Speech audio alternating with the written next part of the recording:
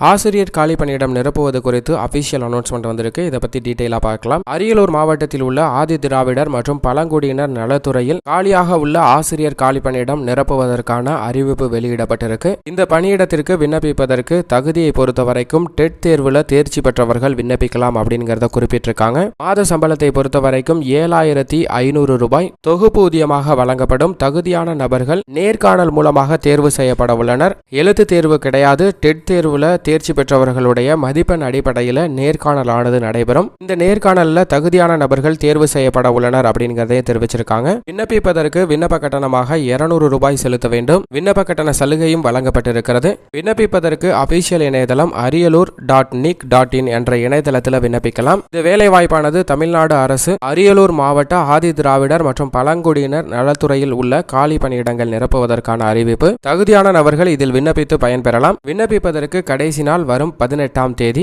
இது முற்றிலும் தற்காலிகமான அறிவிப்பாக வெளியிடப்பட்டிருக்கு. டிஆர்பியிலிருந்து நிரந்தர காலி பணியிடங்கள் அறிவிக்கப்பட்டு தேர்வு நடைபெற்று அந்த தேர்வின் மூலம் மதிப்பெண் அடிப்படையில் மற்றும் இடஒதுக்கீடு பின்பற்றப்பட்டு காலி பணியிடங்கள் நிரப்பப்படும். அது நிரந்தரமான பணியிடமாக இருக்கும். தற்போது அரியலூர் மாவட்டத்தில் இருந்து வந்திருக்கக்கூடிய காலி பணியிடமானது தற்காலிக காலி பணியிடமாக தான் அறிவிக்கப்பட்டிருக்கு.